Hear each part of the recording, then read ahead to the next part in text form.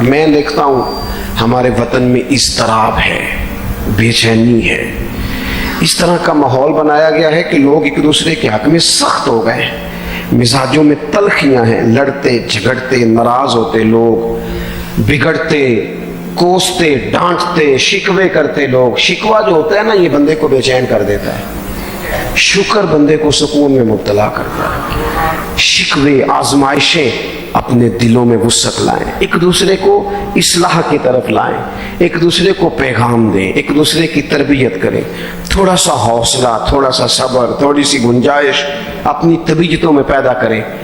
اپنے بچوں پر سب سے زیادہ نگرانی یہ کریں کہ ان کا اخلاقی معیار کیا ہے۔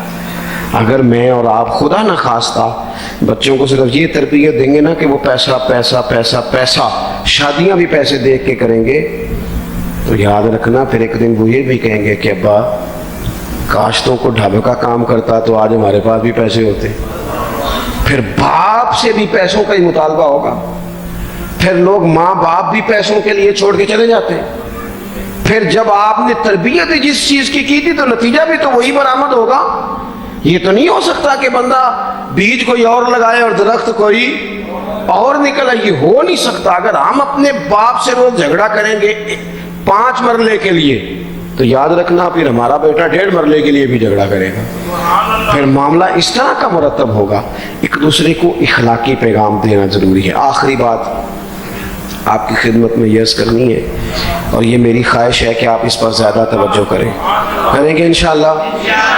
آپ سارے ویڈیو بنائیں، مجھے کوئی اعتراض نہیں، پر مہربانی کریں دیکھیں تو میری طرف نہ۔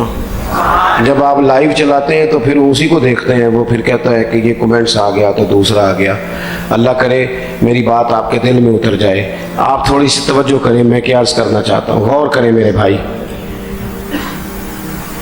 ملک میں نا مہنگائی تیزی سے عروج پکڑ گئی ہے، اور مہنگائی جب ہوتی ہے نا تو امیروں نے تو مال بیچنا ہوتا ہے تو ان کا دگنا ہو گیا تو وہ تو اور امیر ہو گئے، تو غریبوں کے لیے مشکلات بڑھ گئی ہیں۔ جو طبقات بیچارے تنخواہ دار تھے، کمزور تھے، میری طرف دیکھیں جناب، وہ اور کمزور ہو گئے۔ ہمیں زیادہ تو نہیں لیکن اتنا ضرور کرنا چاہیے۔ یہ قرآن پاک دے دیں جی، مجھے دے دیں، لے لیا، تشریف رکھیں آپ۔ عزیز بھائی تھوڑا سا نا، زیادہ نہیں، 3 لوگ مل کے ایک غریب آدمی کا خیال تو رکھ ہی سکتے ہیں نا، لیکن غریبوں سے بھی عرض کروں گا، سہارا بندوں کو نہیں بنایا کرتے، سہارا رب رسول کو بنایا کرتے۔ کسی سے تھوڑی سی مدد لینا تو ٹھیک ہے، چلو آگے جانے کے لیے تھوڑا سا سہارا لے لیں کہ اب مشکل ہے تو یہ کراس نہیں ہو رہا رستہ، تھوڑا سا سہارا تو لے لیں، لیکن جو لوگ مستقل سہاروں پہ آ جاتے ہیں ان کا تو پھر اپنی طاقت ہی ساری ختم ہو جاتی۔ گردن کو جھکا دیتا ہے خیرات کا پتھر، جہاں میں مانگنے والوں کے سر کبھی اونچے نہیں ہوتے۔ تھوڑی سی ہم نے ایک دوسرے کی مدد کرنی ہے۔ جو لوگ زیادہ مالدار ہیں ان سے میری گزارش ہے کہ تھوڑے سے خرچے کم کر لیں، اپنے ہاتھوں سے تقسیم کریں۔ یہ چھوڑ دیں کہ وہ میرے چچا کے جو بیٹے ہیں وہ میرے ساتھ اچھا سلوک نہیں کرتے، وہ فلانے ہیں، وہ ان کا سلوک اگر وہ کریں گے تو اللہ سے اجر لیں گے۔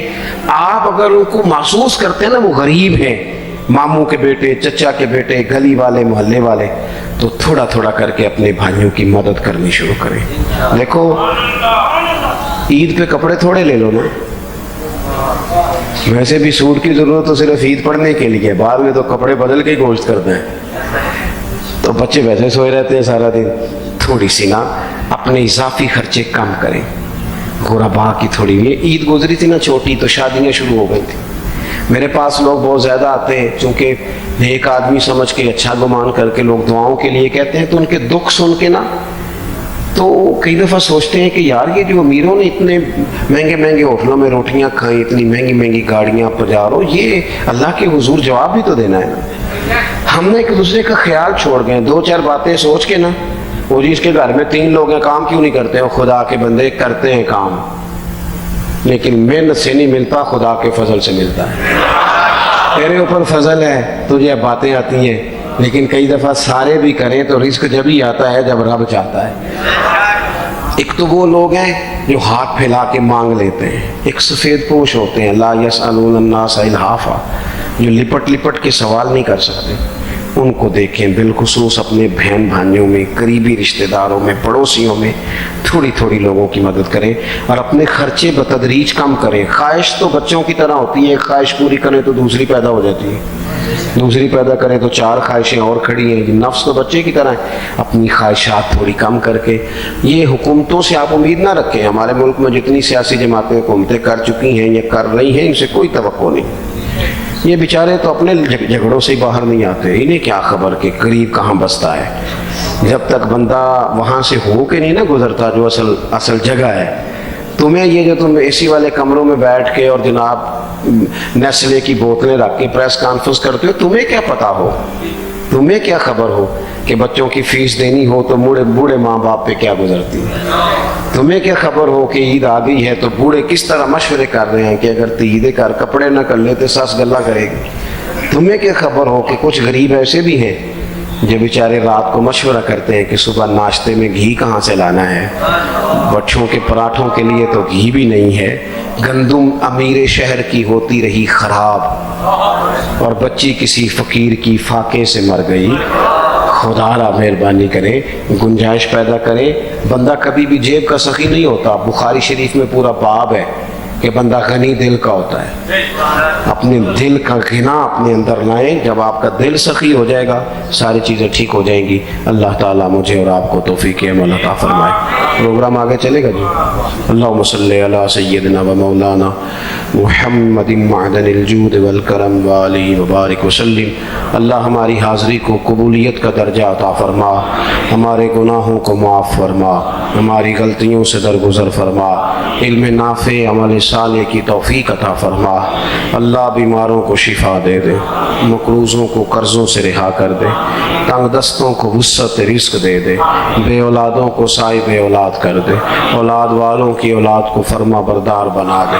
اس مسجد کو، حاضرین کو، مہمانوں کو، بندوبست کرنے والوں کو، سب کو بہترین صلہ عطا فرما۔